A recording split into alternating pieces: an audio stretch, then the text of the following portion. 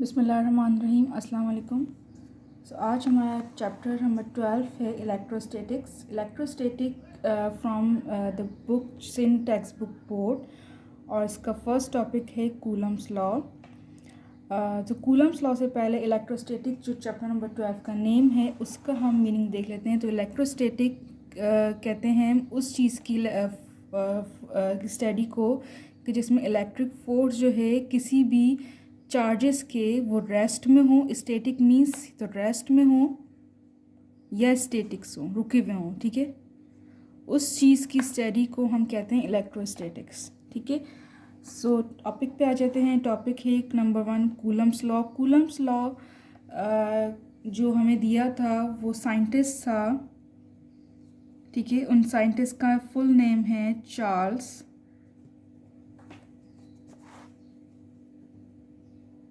ऑंगस्टन दी coulomb,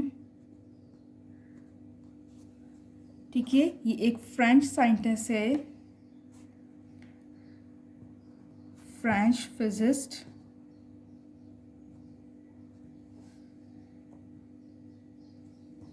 eighteen 1736 में ये पैदा हुए थे और 1805 में इनकी डेथ हो गई, ठीक है। और इन्होंने जो कूलम्स लॉ हमें दिया है वो 1784 में हमें दिया है। 1784 में उन्होंने एक्सपेरिमेंट किया था। बहुत सारे एक्सपेरिमेंट किए थे, carried out of number of experiment, सिर्फ किस लिए कि जो लॉ ऑफ फोर्स है बिटवीन लोकलाइज चार्ज उसकी जो फोर्स है वो फाइंड कर सकें, ठीक है। सो उन्होंने कैरिड आउट चार्ल्स कूलम्स ने जो नंबर ऑफ एक्सपेरिमेंट्स किए थे just to find out the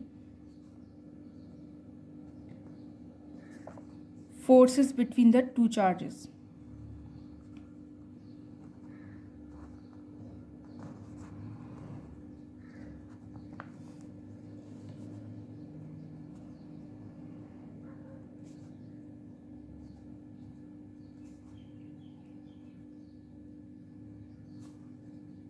Between the law of force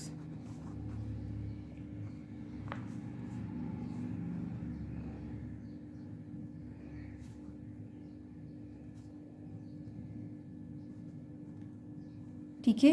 और इस जो एक्सपेरिमेंट को परफॉर्म करने के लिए he use torsion balance. With the help of torsion balance he carried out a number of experiment.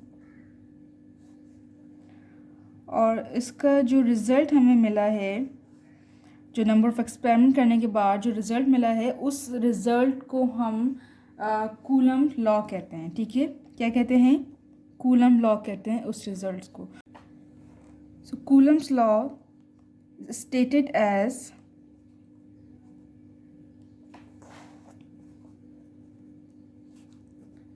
The force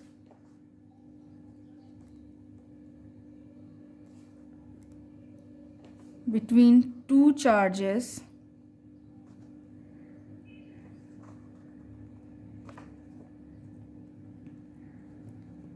is directly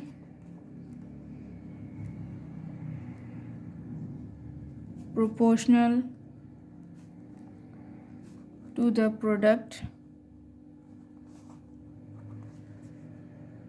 of the magnitude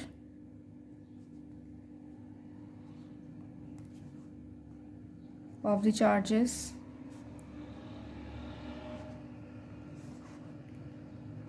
and inversely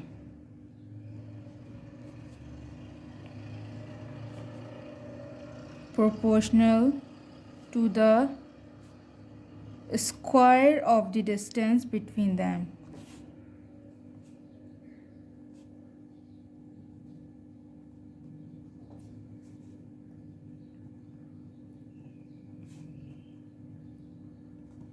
ठीक है।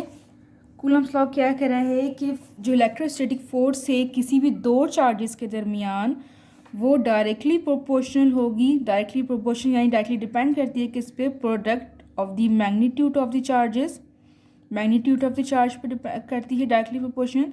And inversely proportion है square of the distance between them. ठीक है,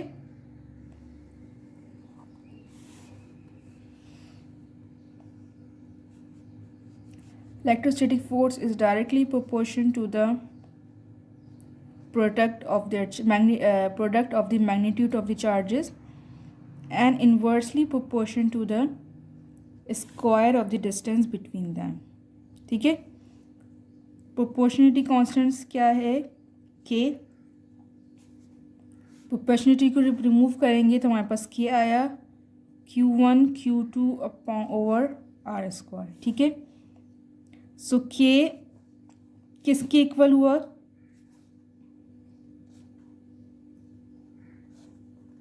1/4 pi epsilon not.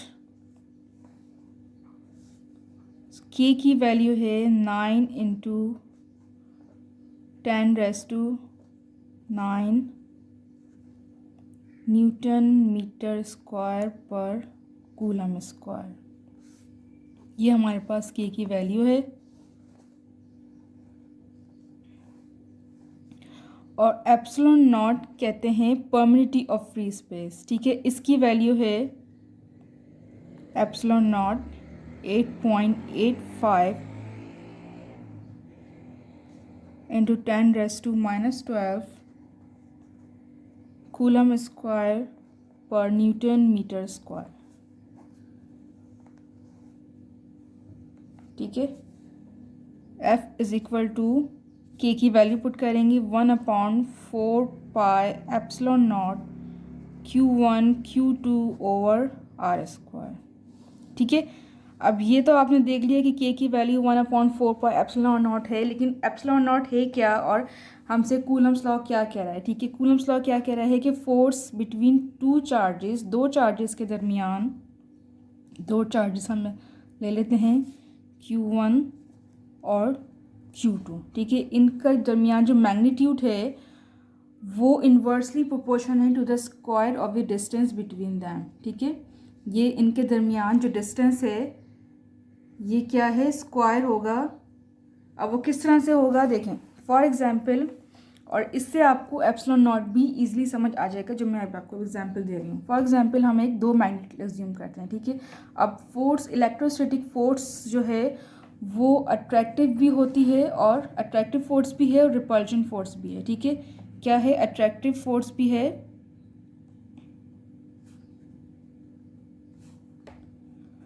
और repulsive force भी है।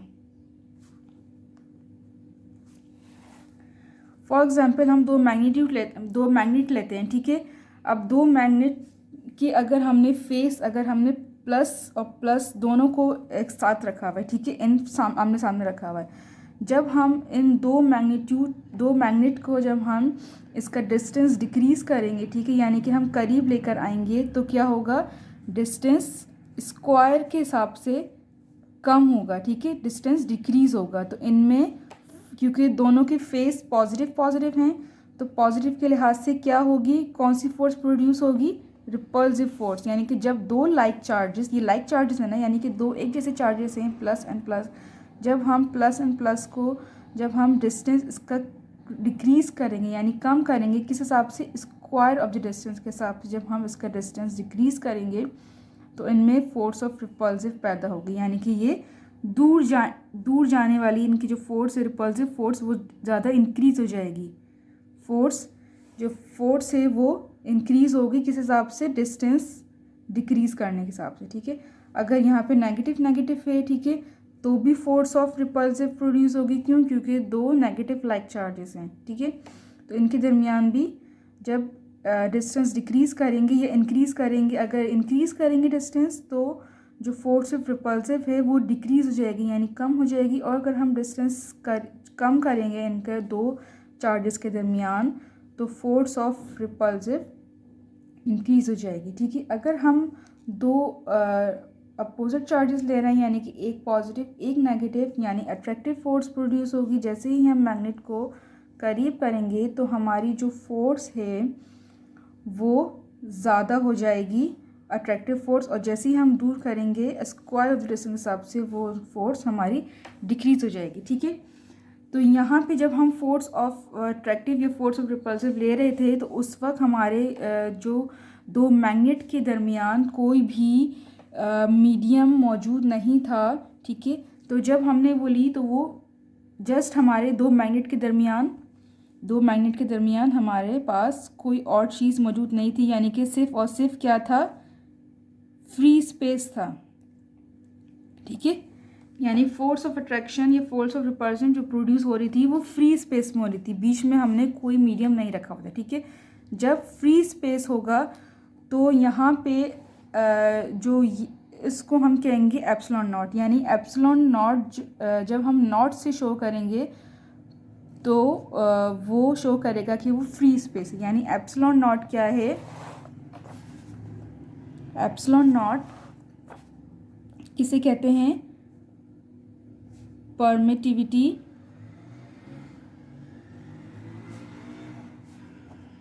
Of free space. ठीक है, और इसकी वैल्यू भी मैंने आपको बताई, वैल्यू क्या है 8.85 इंटू 10⁻⁻12 कूलम स्क्वायर पर न्यूटन मीटर स्क्वायर। ठीक है, यानी कि जैसे ही दो चार्जेस के दरमियान अगर कोई मीडियम मौजूद नहीं है तो उनके दरमियान तो फोर्स ऑफ अट्रैक्शन होगी, फोर्स ऑफ रिपल्शन होगी। ठीक है, और वो ये तो ज़्यादा होगी या कम होगी। ठीक है, और वो किससे शो करेंगे, हम एप्सिलॉन नॉट से शो करेंगे, एप्सिलॉन नॉट से शो कर रहे हैं। ठीक है, लेकिन फॉर एग्जांपल अगर मैं इन दो मैग्नेट के दरमियान अगर मैं कोई रॉड रख दूँ, कोई वुड रॉड रख दूँ, ठीक है, कोई वाटर प्लेस कर दूँ, कोई वाटर या कोई बुक प्लेस कर दूँ, तो इसकी जो फोर्स ऑफ अट्रैक्शन है वो कम होगी ना। अगर मैं मैग्नेट करीब हैं तो उनकी फोर्स ऑफ अट्रैक्शन कम हो जाएगी बुक प्लेस करने से या रॉड प्लेस करने से। ठीक है, कोई भी मीडियम हम प्लेस करें तो उसकी फोर्स ऑफ अट्रैक्शन या फोर्स ऑफ रिपल्शन कम हो जाएगी, अगर स्पेस है तो ज़्यादा होगी। तो स्पेस जब होगा तो हम उसे एप्सिलॉन नॉट से शो करेंगे, और अगर कोई और मीडियम हम प्लेस कर रहे हैं जैसे वुड या कोई और मटेरियल वाटर प्लेस कर रहे हैं तो उसकी परमिटिविटी ऑफ स्पेस ज़्यादा हो जाएगी। ये बात याद रखें, फ्री स्पेस की जो परमिटिविटी है की वैल्यू है 8.85, ये सबसे कम है, सबसे, यानी इस एयर के अलावा तो कोई सबसे खाली जगह होती नहीं है, एयर सबसे खाली स्पेस है। सही, तो फ्री स्पेस में सबसे कम वैल्यू एप्सिलॉन नॉट की होती है विच इज़ 8.85। इसके अलावा हम जितने भी मीडियम ले लें, वो ले लें, कोई बुक हम प्लेस कर दें, वाटर प्लेस करें, उसकी वैल्यू हमेशा एप्सिलॉन नॉट से ज़्यादा होगी। ये बात बहुत इम्पॉर्टेंट है कि एप्सिलॉन नॉट की वैल्यू सबसे कम होती है किसी भी मटेरियल मीडियम के अलावा। ठीक है, फॉर एग्जांपल अगर हम कोई इंसुलेटर प्लेस करें, ठीक है, या कोई मीडियम हम लें, ठीक है, इंसुलेटर, तो उसकी वैल्यू ज़्यादा होगी एप्सिलॉन नॉट से।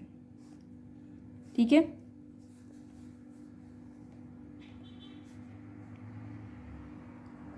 तो फोर्स हमारे पास उस वक्त क्या होगी, 1/4 पाई एप्सिलॉन Q1 Q2 और आर स्क्वायर कब होगी, जब हम प्लेस कर रहे हैं कूलम्स को मटेरियल मीडियम अगर हम कोई और लें तब।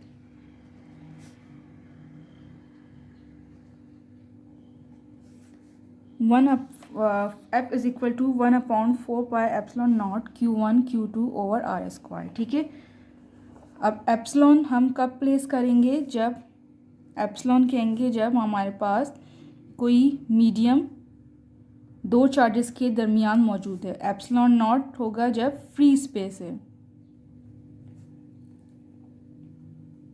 तो ये बात याद रखें कि जब हम मीडियम हैं तो हम हमेशा मीडियम को कंपेयर कर रेशो लेंगे फ्री स्पेस के साथ। मीडियम में जब भी हम मटेरियल मीडियम की में आएंगे तो हम हमेशा मटेरियल मीडियम को कंपेयर करेंगे किसके साथ, फ्री स्पेस के साथ। तो किस तरह कंपेयर करेंगे, epsilon up divide by epsilon not. ठीक है, epsilon divide by epsilon not, और इससे इसकी जो दो रेशो से, इन दोनों के रेशो से, इनकी कंपैरिजन से जो हमें तीसरी चीज़ मिल रही है वो मिल रही है एप्सिलॉन आर, ठीक है। और इस एप्सिलॉन आर को हम कहते हैं परमिटिविटी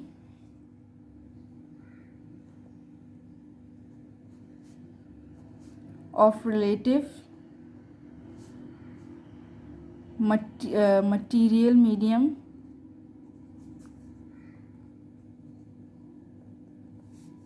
और इसका सेकंड नेम है डाइलेक्ट्रिक कांस्टेंट।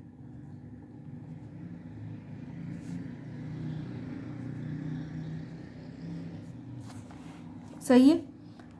सो यहाँ पे ये इक्वेशन इस तरह से हो जाएगी कुछ कि epsilon is equal to epsilon not epsilon r. सही। तो अब हम इस इक्वेशन में पुट कर देते हैं। F is equal to 1/4 epsilon की जगह क्या आएगा, ई not epsilon are Q1 Q2 और आर स्क्वायर। ठीक है। यानी कि जब हम फ्री स्पेस की हम बात करते हैं, ठीक है, तो फ्री स्पेस में हमारी जो वैल्यू होगी वो एप्सिलॉन नॉट होगी फोर्स की। जब हम किसी दो चार्जेस के दरमियान जब फ्री स्पेस है वो हमें फाइंड करना है तो हम एप्सिलॉन नॉट वाली इक्वेशन यूज़ करेंगे, और जब उस कोई मटीरियल मीडियम प्लेस है तो हम ये वाली इक्वेशन यूज़ करेंगे। ठीक है। तो ये हमारा कूलम्स लॉ था सिंध टेक्स्ट बुक बोर्ड का। अगर आपको कोई भी चीज़ समझ नहीं आई हो तो आप मुझसे कमेंट्स करके ज़रूर पूछ सकते हैं, और अगर आपको अच्छी लगे तो आपसे लाइक शेयर ज़रूर कीजिएगा और अपने फ्रेंड्स की हेल्प ज़रूर कीजिएगा। ठीक है। तो मिलते हैं नेक्स्ट टॉपिक में। अल्लाह हाफ़िज़।